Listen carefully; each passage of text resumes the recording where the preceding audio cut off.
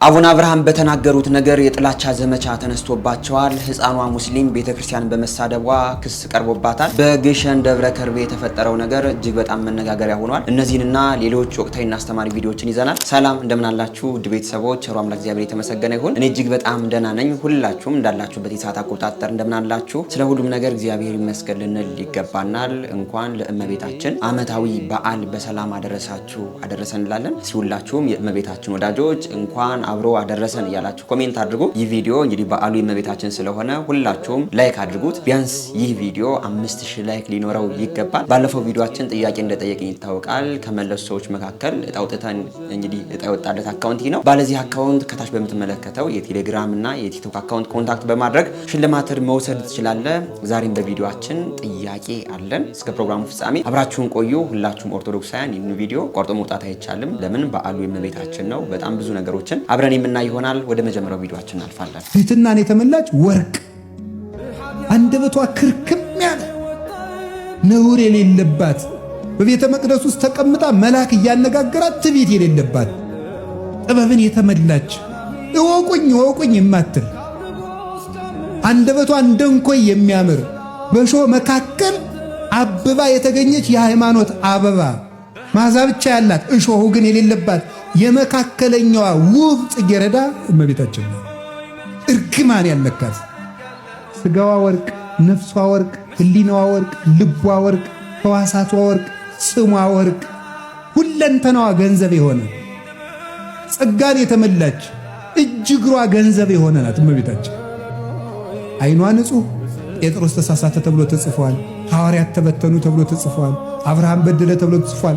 ማርያም ይህን አረገች ተብሎ ተጻፈ። ወዳጄ ሁለንተናሽ ውብ ነው፣ ምንም ነውር የለብሽም ብሏታል ልጇ ሰሎሞን። ነውር ነቀፋ የሌለባት እመቤታችን ቅድስት ድንግል ማርያም ለሁላችንም ትድረስልን። መምህራችን ርዕሰ ሊቃውንት አባ ገብረ ኪዳን እጅግ በጣም ደስ የሚል ትምህርት ነው ያስተማሩን። እስኪ አንድ መዝሙር በዚሁ ልጋብዛችሁ።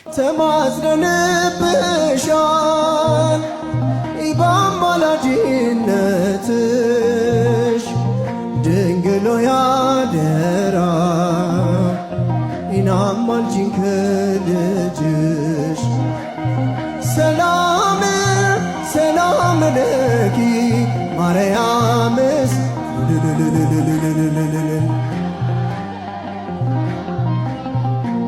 ማርያም ሰላም ለኪ እኛም ብንከተል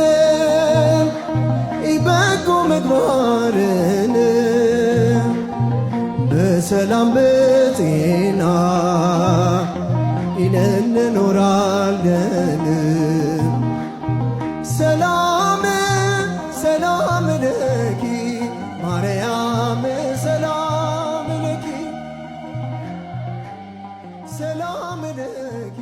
ዝማሬ መላእክትን ያሰማልን። እንግዲህ ዛሬ መስከረም 21 ቀን የእመቤታችን በዓል አብሶ ደግሞ በግሸን ማርያም በደማቅ ሁኔታ ይከበራል። ይህ የሚከበርበት ምክንያት ምንድነው? የጌታችን የመድኃኒታችን የኢየሱስ ክርስቶስ የተሰቀለበት ዕፀ መስቀል አጼ ዘርዓ ያዕቆብ አምጥተው በግሸን ማርያም አስቀምጠውታልና ይህንንም በዓል በጣም ብዙ ኦርቶዶክሳውያን በዛ ቦታ ተገኝተው በደማቅ ሁኔታ ያከብሩታል። ሌላም ደግሞ ከ33ቱ የእመቤታችን አበይት በዓላት ከሚባሉት መካከል ብዙኃን ማርያም እያለን የምናከብረው አሁን መስከረም 21 የሚከበረውን በዓል ነውና እንኳን ለዚህ በዓል በሰላም አደረሳችሁ አደረሰን እንላለን። እስቲ እንቀጥላለን። በእኛ መዳን ውስጥ እመቤታችን ያላት ድርሻ ክርስቲያኖች ቀላል እንዳይመስላችሁ። አንዳንድ ሰው ምን ያን ያክል ታካብሩታላችሁ ማለት በቃ እሺ ይሁንልኝ አለች፣ ከዛ በኋላ አምላክ ማህፀኗ ውስጥ አደረ። እሺ ይሁንልኝ ብቻ ነው ያለችው። ሰውነቷን እንኳን አሳልፋ ስትሰጥ ባሪያህ ነኝ ብላ እመቤታችን ድንግል ማርያም ለአምላኳ ራሷን አሳልፋ ስትሰጥ ደስታ ነው እንደገጠማት። 64 ዓመቷን በሙሉ ስታለቅስ እኮ ነው የኖረችው። አንድም ቀን ፈገግ ብላ እኮ አይታት አታውቅም። አንድም ቀን ደስተኛ ሆና አይተናት አናውቅም። እርሱን በመከተሏ ዋጋን የከፈለችው፣ እርሱን እሺ በማለቷ ከነበረችበት ቤተ መቅደስ ነው ተሰዳ የወጣችው። እሱን እሺ በማለቷ በረሃ ለበረሃን የተንከራተተችው። እሱን እሺ በማለቷ ወጉን እንኳን የጠበቀ መቃብር ስነ ስርዓት እንኳን አልተከናወነላትም። እንደው እንደ ቀላል ነገር ምን ያን ያክል ሌላ ነገር ይኖራል? አንተና እኔ ራስን ለእግዚአብሔር አሳልፈ መስጠት ሲከብድህ አሳልፈ የሰጠችውን ድንግል ማርያም ማቃለል ጀብድ አይደለም። ራሷን ነው አሳልፈ የሰጠችው። ተመልከቷት። መጥቶ የሚነግራትን ነገር ማስረጃ ሊሆናት የሚችል ምንም ነገር እኮ የላት። የእግዚአብሔር መልአክ መጥቶ ሲያመሰግናት ሲናገራት ትወልጃለች ሲላት እያንዳንዱ ስለሚያወራው ነገር ማስረጃ ሊሆን የሚችል ሊያቀርበው የሚለው ምንም ነገር የለው። በል የተባለውን ስለተላከ ተናገር የተባለውን ስለተናገረ ካልሆነ እንጂ። ለዛ እኮ ነው እመቤታችን በጣም ነው የሚደንቃችሁ። ይሄንን ያመነችውን የእምነቷን ጽናትና ጥንካሬ እንኳን የእግዚአብሔር መልአክ ቀርቶ ማለት ነው ስንት ኪሎ ሜትር ርቃ ያለችው አክስቷ ኤልሳቤጥ መስከራላታለች። የሉቃስ ወንጌል ምዕራፍ 1 ቁጥር 46 ላይ ኤልሳቤጥ እመቤታችንን ስታያት መጀመሪያ የሰላምታሽን ድምጽ በሰማ ጊዜ ጽንሱ በማህፀኔ ምን አረጋ አለች፣ ዘለለ። ከዛ ቀጠለችና ከጌታ የሚነግሩሽን ነገር አምነሽ የተቀበልሽ አንቺ ብጽዕት ነሽ አለች። የት ሰምታ የት አይታ የት አውቃ? መንፈስ ቅዱስ ስላደረባት ካልሆነ በቀር እንጂ መንፈስ ቅዱስ ሰው ካላደረበት እመቤታችንን ስለ እምነቷ እኛን በማዳን ውስጥ እግዚአብሔር ስለሰጣት ድርሻዋ መንፈስ ቅዱስ ሰው ካላደረበት ሊያመሰግናት አይችልም። እውነት ነው። እንግዲህ እመቤታችን ቅድስት ድንግል ማርያምን እናቴ አማላጄ ብሎ ለመጥራት ለማመስገን ግዴታ መንፈስ ቅዱስ ሊያድርብን ይገባል እንጂ እንደ መናፍቃኑ እመቤታችንን ማቃለሉ፣ እመቤታችን መሳደቡ፣ እመቤታችን እንደ ጠላት ማየቱ አሁንም ቢሆን እነርሱ ከመንፈስ ቅዱስ መራቃቸው ያሳያል ማለት ነው። እኔ በጣም ከሚገርመኝ ነገር መካከል ምንድነው በመናፍቃኑ አሁን ላይ የምናየው ነገር እንዲያው እመቤታችን በሚጠሉበት ደረጃ ኃጢአትን ቢጠሉ ኑሮ ምን አይነት ክብርን እንደሚያገኙ እንግዲህ ሁላችንም የምናየው ነገር ነው። በሶሻል ሚዲያው በምኑም እነርሱ አዳራሻቸው ከጌታችን ከመድኃኒታችን ከኢየሱስ ክርስቶስን ከመስበክ ይልቅ ሁሌም ቢሆን እመቤታችን ቅድስት ድንግል ማርያምን ሲያቃሉ ሲዘልፉ ነው የምናያቸውና እግዚአብሔር እነርሱ መንፈስ ቅዱስን ያሳድርባቸው ነው እንጂ ሌላ ነገር የምንለው ነገር የለንም። የእመቤታችን ረድኤቷ በረከቷ አማላጅነቷ አይለየን። ወደ ቀጣይ ቪዲዮአችን ደግሞ ስንሄድ ይህንን ሰሞን እጅግ በጣም መነጋገሪያ ከሆኑ ርዕሰ ጉዳዮች መካከል አቡነ አብርሃም የተናገሩት ነገር ነው። አቡነ አብርሃም እንግዲህ በመስቀል በዓል ላይ በጣም እጅግ ድንቅ የሆነ ነገርን ተናግረዋል። እስኪ በጥቂቱ የተቆራረጠ ቪዲዮ አይተን ያንን ነገር በመናገር የደረሰባቸው ነገር ምንድነው የሚለውን ነገር አብረን የምናይ ይሆናል። እስኪ ይሄን ቪዲዮ አይተን እንመለስ። የድፍረት ደግሞ በእመቤታችን ላይ ይሄ እየበዛ ሄዷል። አለማወቅ አለመረዳት። ማነው ከናንተ ውስጥ እናትን አቃሎ ፎቶዋን መቅደድ አይደለም ማጨማደድ አይደለም ስም አጠራሯን ዝቅ አድርጎ ቢጠራ የሚታገስ ማን ነው? እሱ የእናት ፍቅር የሌለውም ያሰኘዋል። ለዚህም ነው ኦርቶዶክሳውያንም እናታችን ስትነካ ዝም ማይል ልብ አድርጎ አዲስ አማኞች ሆነው ብቅ ያሉትን ፓስተሮቻችሁንም ጭምር አስታግሱልን። እንደገና በጦርነት ላይ ጦርነት ይልቁንም የሃይማኖት ጦርነት እጅግ የከፋ መንግስትም እንደ መንግስትነቱ እንደዚህ አይነቶችን እንዴ በግድ ከሳሽ መኖር አለበት እንዴ? በግድ አቃቢ ህግ መቆም አለበት? በግድ ጠበቃ መቆም አለበት? የሰው ክብር የሚነኩትን እኮ አጥፍተሃል አጥፍተሻል ተብሎ ማረም አለበት እንዴ? ህፃናት ይታረሙ የለ እንዴ? የህፃናት ማረሚያ እኮ አለ። ይሄ ነው እንዴ የኢትዮጵያ ቤተክርስቲያን ውለታ መልሱ? ማንን ተዋጋች? እጅ ዘርግታ ሁሉንም አማኝ በተቀበለች፣ እንደ ዛሬው ትምህርት ቤቶች ሳይኖሩ ፊደል ባስቆጠረች፣ ጊዜውም በላይ ማንም ማን ላያስቆመን ወደፊት እንድንል እንገደዳለን። ከሃይማኖት ሌላ ምንም የለንም። ምንም ይምጣም እባካችሁ ነገር አትጫሩብን። ከአደባባይ በዓልነት ወደ ቤት እንዲመለስ በክፉ ሴራና ምቀኝነት እዚህ ግቡ የማይባሉ ህፃናት ገና ተወልደው ያላደጉ ሳይቀሩ ራሳቸውን ከመካሪ ካስተማሪ ገና ያለዩ አስተማሪዎቹ ነው የስድብ መለማመጃ አድርገዋት ቤተክርስቲያኒቱን ስም ሲሰጧት እናያለን። ሁላችንም ድርሻችንን ይዘን ከሰራን ሀገራችን ሰላም ይኖራታል። አባታችን አቡነ አብርሃም እንደሰማናቸው እንግዲህ በመስቀል በዓል ላይ ይህንን ንግግር ተናግረዋል። የተናገሩት ንግግር እጅግ በጣም ሰፊ ነው። እንግዲህ አባቶቻችን አብሶ ደግሞ አሁን በቤተክርስቲያን ላይ በሚሆነው ነገር ድምጻቸውን ያጠፉት ለምንድን ነው እያለን ሁላችንም ኦርቶዶክሳውያን ስንንጫጫ ነበር። አባቶቻችንም እንግዲህ በዚህ መልኩ ዝምታቸውን እንዲሰብሩ በጣም ብዙ መልእክቶችን ስናስተላልፍ ነበር። በመስቀል በዓል ላይ በጣም ብዙ አባቶች አሁን ላይ በቤተክርስቲያን ላይ የሆነ ባለው ነገር መልእክታቸውን ሲያስተላልፉ ነበር። አቡነ አብርሃም በትልቁም ቢሆን የተናገሩትን ነገር እንግዲህ ሰምታቸዋል። አሁን ላይ ላይ ማንም እየተነሳ ቤተክርስቲያን የስድብ መለማመጃ እንዳደረጓትና ይህም ደግሞ የሆነበት ምክንያት ምንድነው? እነዛ ሰዎች ቤተክርስቲያን ላይ የሆነ ነገር ቢፈጽሙ በህግ እንደማይጠየቁ ስለሚያውቁት ነውና መንግስትም ይህንን ነገር እያደረገ ያለው ነገር ልክ እንዳልሆነ ፊቱንም ወደ ቤተክርስቲያን እንዲያዞር በዚህ መልኩ መልእክታቸውን አስተላልፈዋልና በዚህም ንግግራቸው ሁላችንም ኦርቶዶክሳውያን ተደስተናል።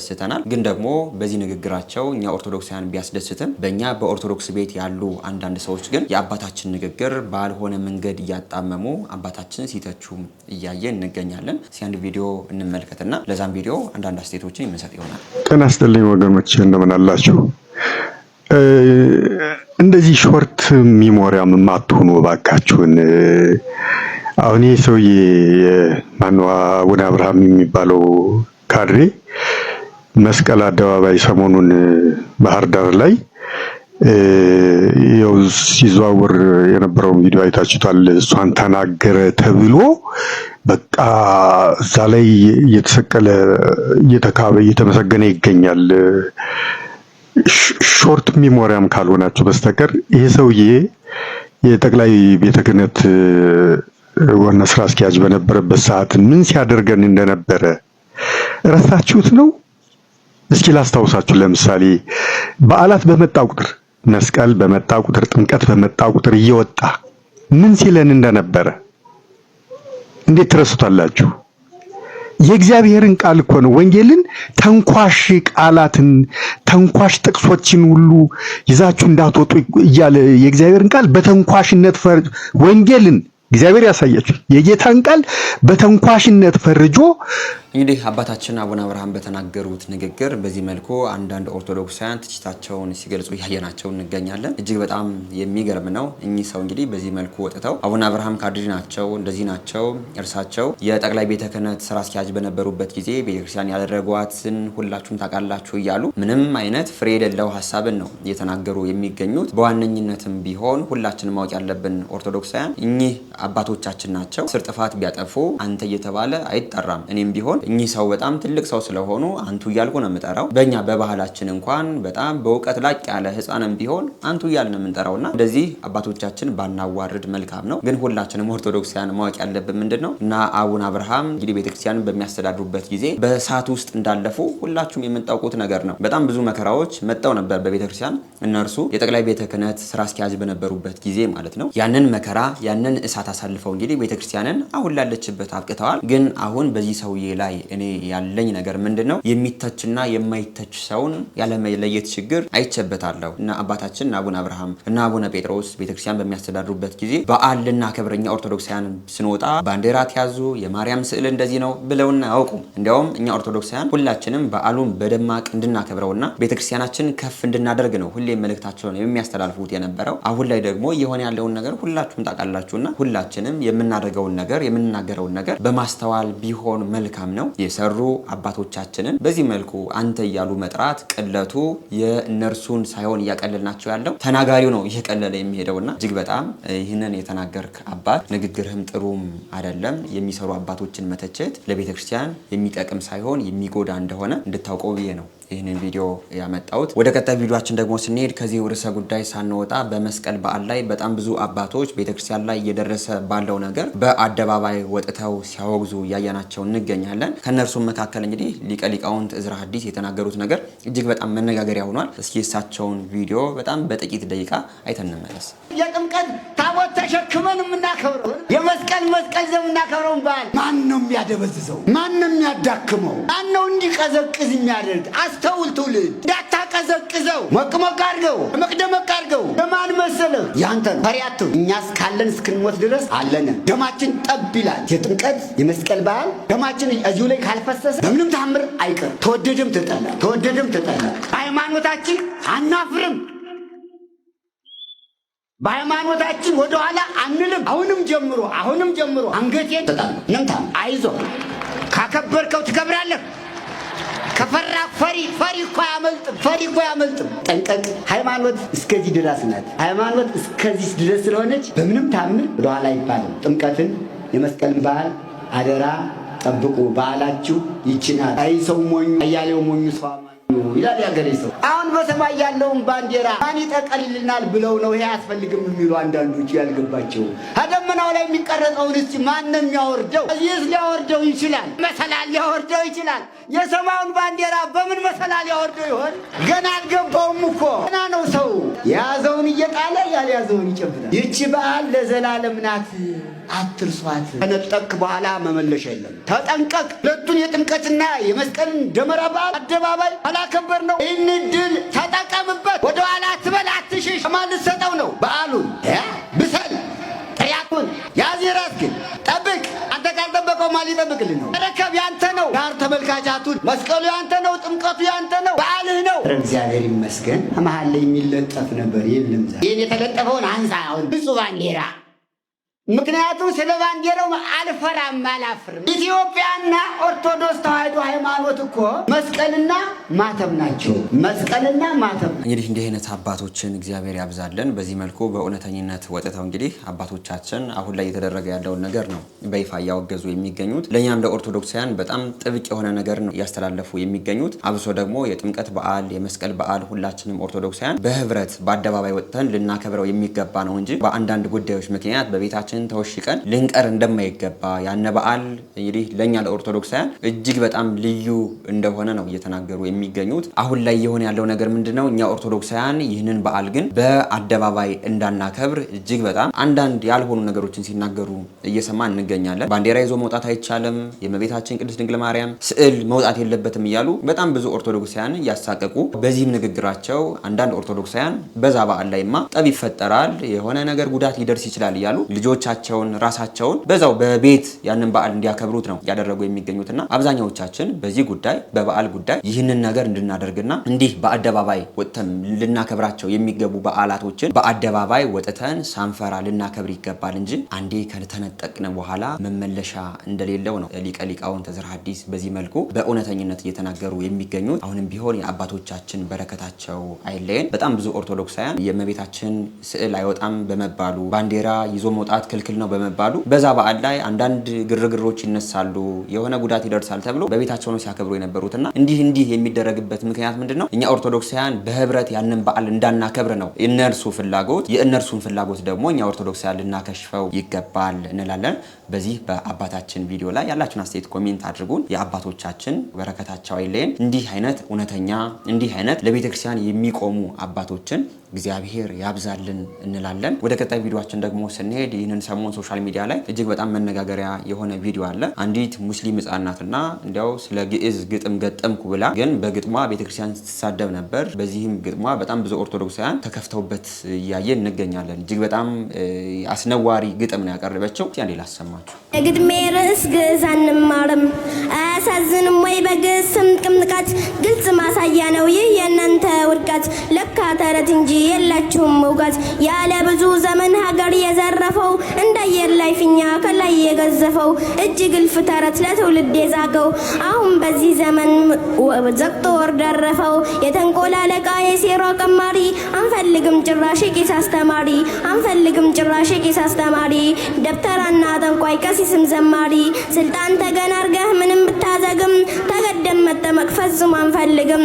ይሄ ጥጋባችሁ ድሮስ መች ይመቻል አብሮ ለመኗኗር በምለት ለመቻቻል ገደብ ሲተላለፍ ሁሉም ይሰለቻል። ለሆዳቸው ሲሉ ስላገኘው ጥቅም በመከራ መዓት በበደል ጥርቅፍ ግፍ በየዘመኑ ቢወሰንብንም የአገር ፍቅር ይዞን ችሎናል ሁሉንም። ዝምታ ፍርሃት ስለመሰላችሁ በጥላቻ ተረት ተዘግቶ አይምሯችሁ መተት እናስተምር በግድ ካላችሁ ክልሉም ችኮናል እንኳን ግዕዛችሁ ክልሉም ችኮናል እንኳን ግዕዛችሁ። የእምነቶችን ጉንጮ እስላምን ይዘናል ሁለት ሶስት ሳንል በአንድ አምላክ አምነናል። መተታችሁ እንጂ ምን ይቀርብናል? በዚህ ከቀጠሉ በአቋማቸው ዘንተው በጀርባ ተማክረው ሴራ ሸፍጥ ሰርተው ሙስሊሙ ተገዶ ከእንቅልፉ ይነቃል። አዲስ የትግል ስልት በቅጽበት ያጸድቃል። እስከ ዛሬ ቻለ አሁን ግን ይበቃል። ከእርሳቸው እንዳይጎል ቄስና ደብተራ ከአሁን ሀሳባችሁ የስራ ፈጠራ። ከእንግዲህ ሙስሊሙ አይችልም መሸከም እኛ እንታለልም በፍጹም አትድከም። ይልቅስ በጊዜ አይምሮህን ተከፍ በጊዜ በግፍ የወረስነው ተረግፎ አላለቀም። በወካው ህዝባችን በህዝባችን ላይ ጨርሶ አላለቀም። የእናንተ ጥላቻ መሸከም ከብዶናል። ሀገሪቱ እንዳትፈርስ መቻል ተስኖናል። እንኳን አዲስ ነገር ተጨምሮ ሌላ የመተት የኮተት የሽርክ እንዛዝላ የተንኮል የክፋት የበደል ቅሪላ አንሸከምም በደጋም በቆላ ግዕዝ የሚባል ጉድ መተትም ጥንቆላ እኛ እንቀበልም ከእንግዲህ በኋላ ሰላም አለይኩም ተክቢር። ትውልድ እንግዲህ በዚህ መልኩ መክኗል። እያያችሁ ትገኛላችሁ። ይቺ ህፃን ይህንን ግጥም እንደማጽፈው ይታወቃል። ይህንን ግጥም የጻፈው አንድ በጣም ትልቅ የሆነ ሰው ነው። ይህንን ግጥም ደግሞ እንድታነብ ያደረገው ለዚች ህፃን ነውና ያው ፈሪ ጸሐፊ የሚያስነብበው በማን ነው? በህፃን ነው። እሱ ወጥቶ ለምን ታዲያ አላነበበም? በግጥሟ እንደሰማቸዋል ቤተክርስቲያን የመተት ቤት ናት፣ ግዕዝ የመተት ማስተማሪያ ነው እንጂ ሙያ እንደሌለው ቤተክርስቲያን ዘራፊ ናት እያለች ነው ስትናገር የነበረው። ምን የፊቱ ኋላ ይሆናል ነው የሚባለው አይደለ?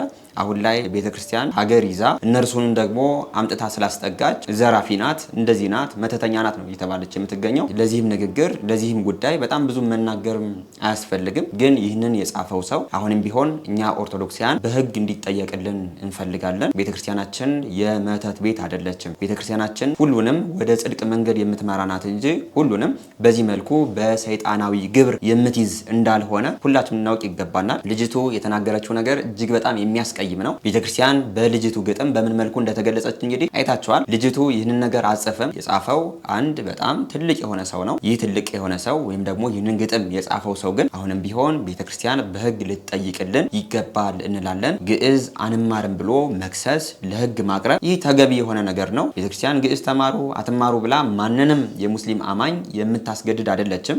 ቤተክርስቲያን አይደለም ይህን ነገር እያስገደደች ያለችው፣ እያስገደደ ያለው መንግስት ነው። መንግስትን እኛ ግዕዝ አንማርም ብሎ መጠየቅ ነው እንጂ ቤተክርስቲያንን በዚህ መልኩ ማቃለል፣ በዚህ መልኩ ማንቋሸሽ፣ በዚህ መልኩ ባልዋለችበት መዋል ግን ወንጀል እንደሆነ ሁላችሁም ልታውቁት ይገባል። ይቺ ሕፃን በሉት ይህንን ጽሁፍም ጽፎ ገጥሞ የሰጣትም ሰው በቤተክርስቲያናችን በህግ ሊጠየቅ ይገባዋል እላለሁ። ለዚህ ቪዲዮ እንግዲህ በጣም ብዙ ኦርቶዶክሳውያን በጣም ብዙ ነገር ብለዋል። እኔም ያንን ነገር መድገሜ የሚያመጣው ነገርም የለም። ግን ይቺ ልጅና ይህንን ግጥም የጻፈው ሰው ግን ቤተክርስቲያንን ባልሆነ መንገድ ስለገለጸ ለህግ ቀርበው ልናይ ይገባል የሚል አቋም ሊኖረን ይገባል ማለት ነው። እጅግ በጣም የሚያሳዝን ነው። ሁላችሁም ይህንን ቪዲዮ ሸር አድርጉት። ባላችሁ ሶሻል ሚዲያ ለዚህ ጉዳይ ድምጽ ልትሆኑ ይገባል ብዬ እኔ በዚሁ መልእክቴን አስተላልፋለሁ። በዚህ ቪዲዮ ላይ ያላችሁን አስተያየት ኮሜንት አድርጉ።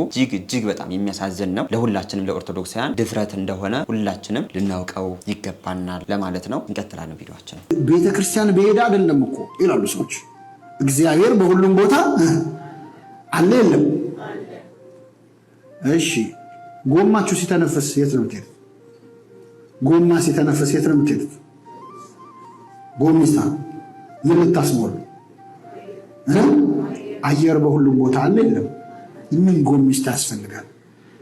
አየር እንደው በሁሉም ቦታ አለ ብለህ መኪናን ሳትነዳው ትቀራታለህ። አዎ እግዚአብሔር በሁሉ የሞላ ነው። አየር በሁሉ ቦታ እንዳለው ሁሉ ግን በረድኤት የሚገለጽባት ቦታ ደግሞ አለች። 30 ጸሎት ቤተ ከምትጸልይ አንድ ጸሎት ቤተክርስቲያን ብትጸልይ በዚህ ስፍራ ለሚጸለይ ጸሎት አይኖቼ የተከፈቱ ይሆናሉ ብሎ ቃል ገብቷል። በቃ ምን እንግዲህ እሱ ካለ ምን እናረጋለን? ለሰሎሞን አለው እኮ አይኔም ልቤም ዘወትር በዚህ ስፍራ ይሆናል። አይ የብሉይ ኪዳን ነው ለሰሎሞን ነው አዲስ ኪዳን አይደለም ካላችሁ ጌታ ምን አለ? ቤቴ ቤተ ጸሎት ቤት ትባላለች። ቤቴ የምን ቤት? አይ ጌታ ያለው ለጸሐፍት ፈሪሳውያን ነው፣ አዲስ ኪዳን ላይ የለም። ሐዋርያት 9 ሰዓት ወደ ምኩራብ ሄዱ ነበር ይላል። ለምን ሄዳሉ? ይጸልዩ። ስለዚህ እግዚአብሔር የሆነ ቦታ ገስግሰን ሄደን እንድንጸልይ ይፈልጋል። ተራራ በወጣ አይደለም፣ ገዳም ለገዳም በዞር አይደለም። ጌታ ተራራ ለተራራ እንዴት ሲዞር የነበረው? እኔ እኮ በጣም ይገርም ነው። ኢየሱስን እናውቀዋለን ብለው አንዳንድ ሰዎች ገዳም መሄድ አያስፈልግም ተራራ በወጣ አይደለም ይላል። ኢየሱስን ያገኘነው እንግዲህ ተራራ ላይ ነው። እኛ የተራራው ስብከት ሲሰብክ አይደለም? አዎ በታቦር ተራራ ላይ ነው ያየነው ጌታ። ተራራ ምን ያደርጋል? ሰይጣን ምን መሰላችሁ? ሲያቃልልብ እኮ ነው። በቃ ምን ያደርጋል? ሁሉ ነገር መሄድ አያስፈልግም፣ መብላት መንቀሳቀስ አያስፈልግም። በቃ እዚሁ ቁጭ ብለህ ሽባ ሲያደርግም ማለት ከቤት ተነስተ ቤተክርስቲያን እስክትሄድ ድረስ ያለው እርምጃ ኃይል እንደሚሰጥ ያውቃል። ወደ እግዚአብሔር መገስገስ ያለውን ክብር ያውቀዋል። ስለዚህ ምን እዚህ ቁጭ ብለህ እኮ ትደርስበታለህ ይላል። ለመምህራችን ለዲያቆን ሄኖክ ኃይሌ እግዚአብሔር ያገልግሎት ዘመናቸውን ያርዝምልን። ወደ ቀጣይ ቪዲዮአችን ደግሞ ስንሄድ እጅግ በጣም የሚገርም ነገር እናሳያቸዋለሁ። በዓሉ እንግዲህ የእመቤታችን ነው። ይህም በዓል እንግዲህ በግሸን ደብረ ከርቤ በደማቅ ሁኔታ በጣም ብዙ ኦርቶዶክሳውያን ተገኝተውበት እንደሚከበር ይታወቃል። በዛ ቦታ በዓሉ በደማቅ ሁኔታ የሚከበርበት ምክንያት ደግሞ ምን እንደሆነ ቅድም በቪዲዮ መጀመሪያ ላይ ነግሬያችሁ ነበር። ይህንን በዓል ለማክበር በጣም ብዙ ወጣቶች ከአዲስ አበባ አንስተው በእግራቸው ግሸን ደብረ ከርቤ ደርሰው እያየናቸው አቀባበል ሲደረግላቸው ፖስት የተደረገ ቪዲዮ አለና እስኪ እሱን ቪዲዮ አንዴ ልጋብዛችሁ።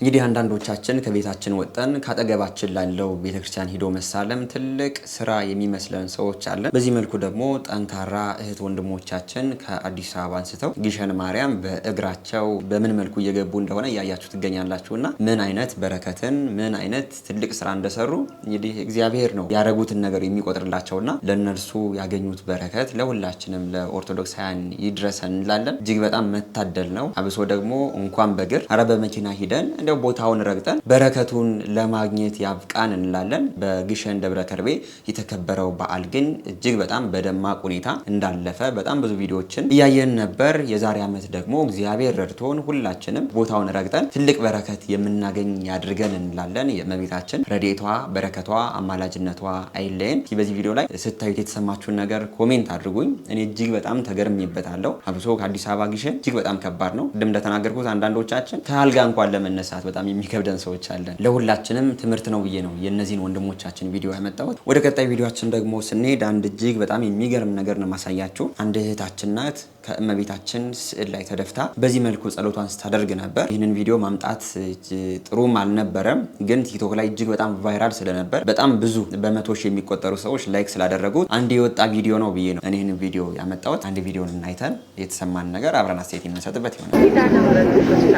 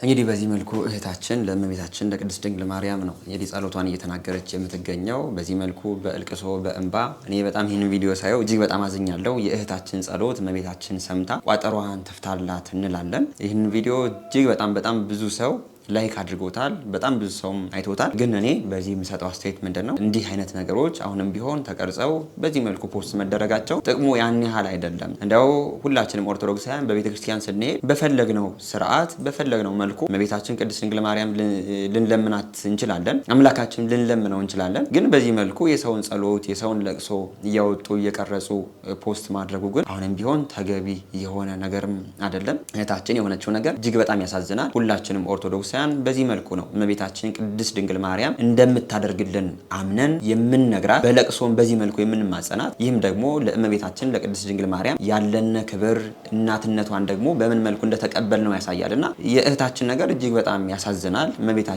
በሁሉም ነገሯ ትድረስላት፣ ካለችበት መከራ ካለችበት ጭንቀት አውጣት እንላለን። በዚህ መልኩ ግን እንደው ቀርጾ ማውጣቱ እጅግ በጣም በጣም በጣም በጣም ጥሩ አይደለም። በጣም ብዙ እህቶቻችን ወንድሞቻችን እኮ አሉ ቤተክርስቲያን ስንሄድ እያለቀሱ ጸሎት የሚያደርጉ ሰዎችና እነዚህ ሰዎች እንግዲህ በቤተክርስቲያን ተገኝተው በዚህ መልኩ መብርሃን የሚማጸኑት ከፍቷቸው ነው፣ ከዛ ነገር እንድታወጣቸው ስለሚፈልጉ ነው እንጂ በዚህ መልኩ ሶሻል ሚዲያ ላይ ፖስት እንድናደርጋቸው ፈልገው እንዳልሆነ ሁላችንም ልናውቀው ይገባል እላለሁ። የእመቤታችን ረድኤቷ በረከቷ አማላጅነቷ ለሁላችንም ይድረሰን፣ እህታችንንም ከጭንቅ ከመከራ ታውጣልን እንላለን። እስኪ ከዚህ ጋር ተያይዞ አንድ ትምህርት ልጋብዛችሁ። ምን ይውጠናል ያላችሁት ዘመን ያልፋል፣ ታገሱ ወጣቶች። ይሄ የእግዚአብሔር ቃል ስለሆነ ነው። እኔ መተማመኛ የምሰጣችሁ ኢንሹራንስ ካምፓኒ የለኝም። እግዚአብሔር ግን ዋስትናችን፣ የትላንትናው ህይወት መተማመኛችን ነው። ከትላንት አልፋችሁ እዚህ ደርሳችሁ የለ የትላንት ትዝታችሁን እግዚአብሔር ያደረገላችሁን መርሳት ይገባችኋል ወጣቶች። ትላንትን ለትዝታና ለትውስታ ነገን ለተስፋ ሰንቃችሁ ዛሬን በደስታ ኑሩ። ክርስትናዬ ነው።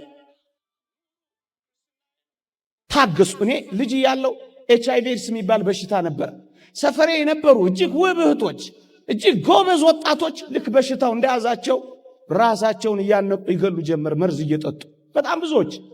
ግን ይገርማችኋል ጥቂት 1-2 ዓመት ካለፈ በኋላ ይሄ ኃይለኛ የተባለው በሽታ መድከም ጀመረ። በእርግጠኝነት አሁን በሽታው ከሰውነታቸው የወጣ ሰዎች ያውቃል። የማራዘሚያ መድኃኒት እየወሰዱ ከብደው ወልደው ኩለው ድረው የሚኖሩ ሰዎች አሉ። ቀንም አልፍ መስሏቸው ግን ራሳቸውን አሳልፉ። ማይለወጥ የሚመስላቸው ሰዎች ወደ አፈርነት ራሳቸውን ለወጡ። ታገሱ ወጣቶች፣ አትቸኩሉ። ለእግዚአብሔር ለቀንም እድል ስጡ። ራስን ማጥፋት በሱስ በለው በተለያየ ነገር በለው ራስን ማጥፋት የተወደድክ ክርስቲያን ሆይ የሚያጠፋው አንተንና ህልውናህን ነው እንጂ ችግርህን አጥፍቶ አያውቅም። ጎበዝ ኮንክ ክርስቲያን ኮንክ በችግር ላይ በጸሎት ተነሳ፣ በተጋድሎ በርታ፣ በምስጢራተ ቤተክርስቲያን ተሳትፎ ጠንክር እንጂ ችግርህን ታስወግደዋለህ። ራስህን ግን አታስወግደው። ራስን ማጥፋት ባጭሩ ራስን ማጥፋት ትንሽ ችግር ለመፍታት ትልቅ ችግር መፍጠር ነው። ጊዜያዊ ችግር ለመፍታት ዘላለማዊ ችግር መፍጠር ነው። በጣም ቀላል ችግር ለመፍታት የተወሳሰበ ችግር መፍታት ነው። ሰው በምንጨቃ ይነሳ፣ ከሞትክ በኋላ ይነሳል በምንጨቃ። ሾፌሮች የሉም ይነሳል፣ ሰው በምንጨቃ ይነሳል። በቃ በቃ በቃ በቃ ለጊዜያዊ ችግር ቋሚ ችግር አትፍታ። አንድ ድምጽ ብቻ አላሰማ። ለመምህራችን እግዚአብሔር ያገልግሎት ዘመናቸውን ያርዝምልን። ሁሉም ያልፋል፣ ግን ደግሞ እስከሚያልፍ ያለፋል ነው የሚባለው አይደለ? ሁላችንም ኦርቶዶክሳውያን እንግዲህ ታግሰን እግዚአብሔር መልስ እስከሚሰጠን ድረስ ልንጠብቅ እንደሚገባን ያስተማሩን። እግዚአብሔር ያገልግሎት ዘመናቸውን ያርዝምልን እንላለን። የዛሬ ቪዲዮዎቻችን እነዚህን ይመስሉ ነበር። ወቅታዊና አስተማሪ እንደነበሩ አልጠራጠርም። ግን በንግግሬ እኔ ያጠፋሁት ነገር ካለኝ ኮሜንት አድርጉኝ። ሁሌም ቢሆን ለማስተካከል ዝግጁ ነኝ። ዛሬም እንደ ሁሌው ደግሞ ጥያቄ አዘጋጅተናል። ጥያቄያችን የ200 ብር ካርድ ያሸልማል። የዛሬውን ጥያቄ አይተን እንመለስ። የዛሬው ጥያቄያችን ልጆቿ በክርስቶስ ቀኝና ግራ እንዲቀመጡላት የለመነችው ማናት? ሀ የያዕቆብና የዮሳ እናት፣ ለ የጴጥሮስና የእንድሪያስ እናት፣ ሐመርሃ የያዕቆብና የዮሐንስ እናት፣ መ የማርታና የማርያም እናት። የዛሬ ጥያቄ ይሄ ነው። እጅግ በጣም ቀላል ነው። ሁላችሁም መልሱን ኮሜንት አድርጉ። የመለሱ ሰዎችን ሰብስበን በቀጣይ ቪዲዮ ተሸላሚውን የምናሳውቅ ይሆናል። ከዚህ ቪዲዮ በፊት እንግዲህ አንድ ቪዲዮ ፖስት አድርገን ነበር። አብዛኛዎቻችሁ የንሴቦ ቤተሰቦች አላያችሁትም፣ ግን ደግሞ ቪዲዮ ሁላችሁም የንሴቦ ቤተሰቦች አሻራ የጣላችሁበት ጉዳይ የት ደረሰ የሚለውን የሚያሳይ እጅግ በጣም የሚገርም ቪዲዮ ነው። ቪዲዮ እንግዲህ ይህ ነው። ይህንን ቪዲዮ እየገባችሁ ከዚህ ቪዲዮ በኋላ እንድታዩት እኔ ወንድማችሁ በዚሁ መልእክቴን አስተላልፋለሁ። ይህንን ቪዲዮ ላይክ አላደረጋችሁላችሁም አሁንም ቢሆን ቪዲዮ ላይክ አድርጉት። እናንተ ላይክ ስታደርጉት ቪዲዮ በጣም ለብዙ ሰው የመዳረስ አቅሙ ሰፋ ይላል። ለኛም ቢሆን ማበረታታት ነው። ለቻናሉም አዲስ የሆናችሁ ሰዎች እኔ ተመስገን ነኝ። ይህንን ቻናል ሰብስክራይብ በማድረግ ቤተሰብ ሁኑ። እናንተም ቢቀርቡ የምትሏቸውን ቪዲዮዎች ከታች በምትመለከቷቸው የቴሌግራም እና የቲክቶክ አካውንቶቻችን ላኩልን፣ አይተን የምናቀርባቸው ይሆናል። በሌሎች አስተማሪና ወቅታዊ ቪዲዮዎች እስከምንገናኝ እኔንም እናንተንም ቸር ያቆየን። ጎሎበታል ብለህ ሳትንቀኝ ለዚህ ያደረስከኝ ጌታዬ እኔ ማን ነኝ? ይሞላል አይቀርም ባንተ ሸለቆዬ ጠብቃለሁና ቀንህን ጌታዬ። ሐዘን ጽልመት ክፉ ዘመን ቢገጥመኝም እንኳን ያልፋል ሁሉም ታሪክ ሆኖ በፊት ሲለካ። ማን አፈረ ማን ጎደለ አንተን የጠበቀ ጸና ልቤ በእግዚአብሔር ይህን እያወቀ አቷል ጎሎበታል